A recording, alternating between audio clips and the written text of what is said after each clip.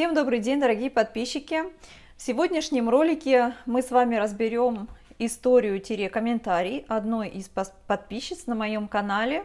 Сейчас мы вместе прочитаем вопрос и постараемся на него ответить. Итак, доброе утро, Надежда! Я ваша новая подписчица. Эндопротезирование колена сделано 4 недели назад.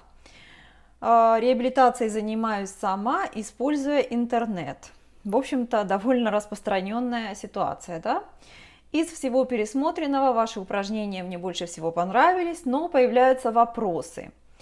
Итак, первый вопрос, всего вопроса 2, да? И, значит, первый вопрос, это рекомендовали постоянно носить компрессионные чулки, а растяжки и упражнения в них делать трудно. Как быть? Снимать или нет? Колено у меня разгибается до 0 градусов, а сгибается только пока на 70 градусов. Итак, вот вам, пожалуйста, среднестатистическая ситуация. Пациент после операции 4 недели носит компрессионные чулки, но ему они мешают, и человек сомневается, нужно ли их вообще носить, либо их снимать, либо вообще что делать. Итак, давайте я вам отвечу на этот вопрос. Только напоминаю, что все сказанное мною в этом ролике является абсолютно моим личным мнением. Это мнение основано на той практике, которая существует здесь у нас в Канаде и которую мы применяем. Компрессионные чулки у нас пациенты не носят вообще никак, ни в каком виде, ни после какой операции.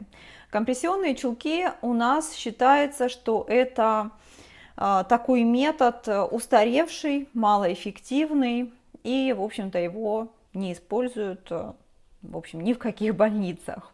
Вы знаете, когда я только начинала работать, это было лет 6 назад, то мне попадались пациенты, у которых были компрессионные чулки, но, опять же, это было настолько редко, что это было где-то 2-3 случая, наверное, в год. Какие-то пациенты из близлежащих госпиталей, не из нашего госпиталя, да, у которых были компрессионные чулки. Что касается на сегодняшний день, то у меня в году вообще нет никаких пациентов, которые бы носили компрессионные чулки, независимо от того, то ли это в нашем госпитале, то ли это какие-то пациенты из других госпиталей, да, которые делают операцию в другом госпитале, но живут на нашей территории. То есть компрессионных чулков у нас не носят совсем. Рекомендации, которые мы даем пациенту, это ходить 1 раз в час в течение 2-3 минуток, да, каждый час. И вторая рекомендация – это ритмичное движение ступней в течение 1 минуты каждый час. Считается, что эти 2 рекомендации, они снижают риск возникновения тромбоза на последующий час.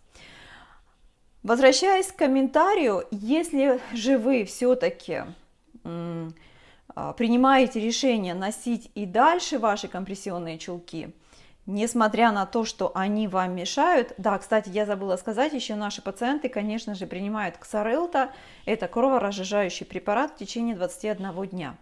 Так вот, если вы все-таки решаете продолжать носить компрессионные чулки, но при этом они вам мешают выполнять упражнения, я вам точно, абсолютно говорю, у меня одно единственное мнение по этому поводу: снимите их, снимите ваши компрессионные чулки, по крайней мере, на время выполнения ваших упражнений, потому что вреда будет больше, чем пользы.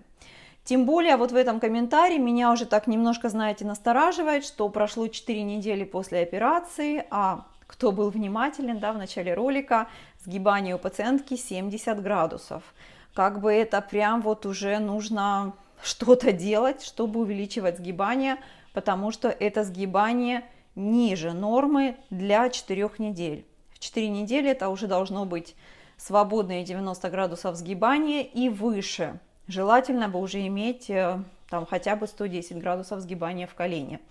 Поэтому мое мнение, минимум на время выполнения упражнений вам нужно снять ваши компрессионные чулки, а потом уже, да, если вы так хотите их надеть снова, вы можете их надеть.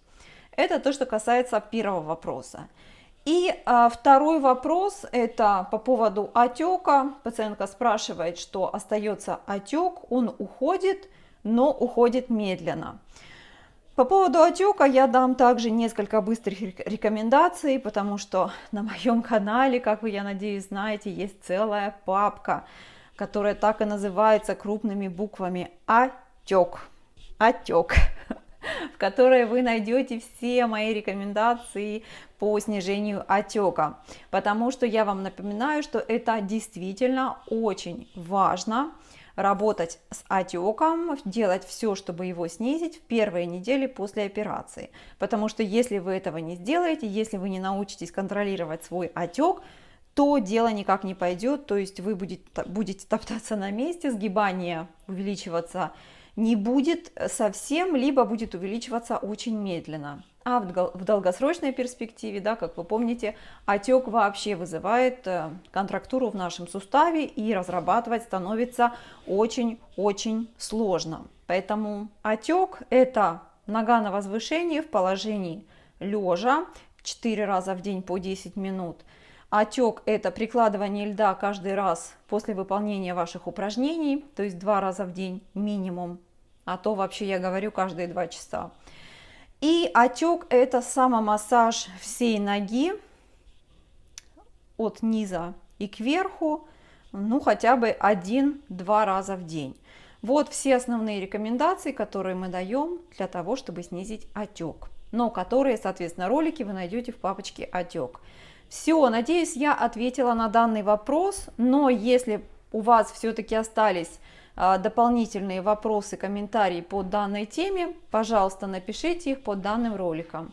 Все, всем до свидания, до следующих роликов и всем пока-пока.